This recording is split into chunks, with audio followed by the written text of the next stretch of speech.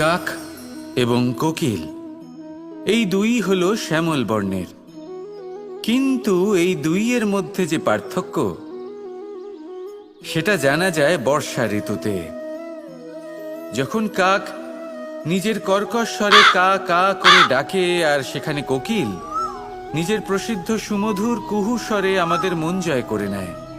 এবার এটা শুধু কোকিল আর কাকের সাথে নয়, বরং প্রত্যেক মানুষের সাথে হয়ে থাকে। প্রত্যেক মানুষের ব্যক্তিত্ব তার কথার আড়ালে লুকিয়ে থাকে। যদি আপনি কোনো মানুষকে জানতে চান যিনি নীরবতা পালন করে রয়েছেন, তাহলে হয়তো আপনি তাকে অন্য কিছুই ভাববেন। যদি কারোর ব্যক্তিত্ব সম্পর্কে জানতে চান, তাহলে তাকে বলতে দিন, সেই ব্যক্তির কথা শুনতে শিখুন। যদি এটা আপনি করতে পারেন, তাহলে আপনি নিজে থেকেই জানতে পেরে যাবেন যে সামনের মানুষের ব্যক্তিত্ব ঠিক কেমন। আসুন আর আমার সাথে ভালোবেসে বলুন, রাধা রাধা। আপনি কখনো একটা পর্বতকে দেখে থাকবেন। দিনের বেলায় যদি দেখেন এই পর্বতকে কত সুন্দর দেখতে লাগে। এত বিশাল, এত সুন্দর প্রকৃতির এই দৃশ্য দেখে মনে শুভ চিন্তার উদ্ভব হয়। এবার সেই পর্বতকেই আপনি অন্ধকারে দেখুন, ততটাই ভয়াবহ মনে হয়। এবার এটাই হয় মানুষের সাথেও, আর এটাই হয় অন্য কোনো স্থানের সাথেও।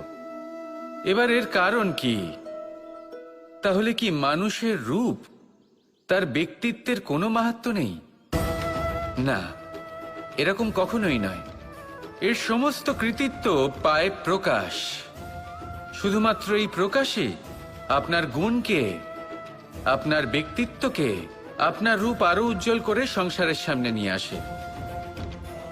তাহলে আপনিও অন্ধকার থেকে প্রকাশের পথে অগ্রসর হন, সেই মানুষগুলোর দিকে অগ্রসর হন, সেই দিশায় অগ্রসর হন যা আপনার ভেতরের গুণগুলিকে, আপনার ব্যক্তিত্বকে সংসারের সামনে আনতে পারে। যদি আপনি তা করতে পারেন, তাহলে আপনি জীবনভর সুখী থাকবেন। আসুন আর আমার সাথে ভালোবেসে বলুন, রাধা রাধা।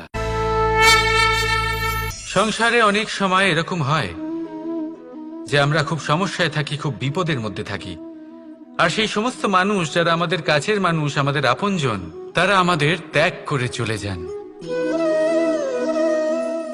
আমরা এই সময় দুঃখ পাই, নিরাশ হয়ে পড়ি এবং একা একাই সেই সমস্যাকেও কাটিয়ে উঠি। এবার পরিস্থিতি যেমন খুশি হোক না কেন, সেই সব মানুষ যারা এমন সময় আপনাকে ত্যাগ করেছেন, তাদের প্রতি ক্রুদ্ধ হওয়া, অভিমান করা, এটা অনুচিত। আমি বলবো তাদের প্রতি কৃতজ্ঞ থাকুন। আমি বলবো তাদের ধন্যবাদ জানান যে তারা এমন সময় আপনার সঙ্গ ত্যাগ করেছেন যখন আপনার তাদের সব থেকে বেশি প্রয়োজন ছিল। কারণ দেখুন, হয় তাদের বিশ্বাস ছিল যে আপনি নিজেই এই বিপদ থেকে বেরিয়ে আসতে পারবেন, বা তাদের ত্যাগ করার জন্য আপনি নিজের উৎসাহ বাড়িয়ে তুললেন, আপনি নিজের শক্তি বাড়ালেন এবং নিজে সেই সমস্যা থেকে বেরিয়ে আসলেন। নিজের খারাপ সময়কে আপনি নিজেই ভালো সময় করে তুললেন। শেষ পর্যন্ত আপনি আরো শক্তিশালী হয়ে উঠলেন, আরো শ্রেষ্ঠ হয়ে উঠলেন। আর এটাই তো আপনার বিজয়, যার কারণ হলো তাদের আপনাকে ত্যাগ করা।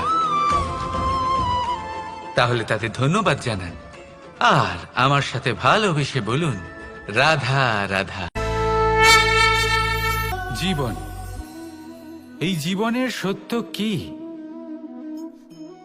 জন্ম, যেখান থেকে জীবন আরম্ভ হয়, নাকি সমাপ্তি?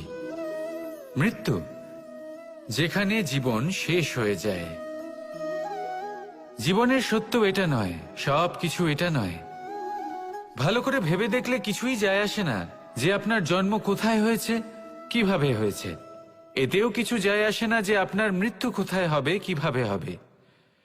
যায় আসে তখন, গুরুত্বপূর্ণ হলো এটাই যে জীবন আপনি যাপন করেছেন তার উদ্দেশ্য কি ছিল, কি ভাবনা নিয়ে আপনি বেঁচেছেন। এখন যদি আপনি এমন কিছু করেন যার দ্বারা এই সংসার আপনার থেকে জীবন যাপনের প্রেরণা পেতে পারে, মৃত্যুর পরেও আপনার কর্ম দেখে তা স্মরণ করে জীবনে বাঁচতে শেখেন, তাহলে তার তাৎপর্য হলো আপনি নিজের কর্মের দ্বারা, নির্বাচনের দ্বারা অমর হয়ে গেছেন। দেখুন, জীবনে দুশ্চিন্তা করা হলো বৃথা, মৃত্যুর ভয়ও হলো বৃথা। কারণ আত্মা কখনো মরে না, তাকে কেউ শেষ করতে পারে না, না কাল, না মৃত্যু, আর না সময়। যদি এমন কিছু থাকে যা আপনার আত্মাকে শেষ করে দিতে পারে, তাহলে তা আপনারই নিজের দুষ্কর্ম।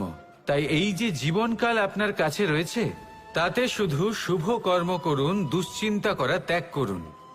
এমন কর্ম করুন যা দেখে সংসার উচিত পথে চলে আসবে, শুভ কর্ম করবে। যদি আপনার মৃত্যুর পরে সংসার আপনাকে স্মরণ করে শিক্ষা লাভ করে, উচিত পথে চলে, প্রেরিত হয়, তাহলে আপনিও অমর হয়ে যাবেন। আসুন আমার সাথে ভালোবেসে বলুন, রাধা রাধা।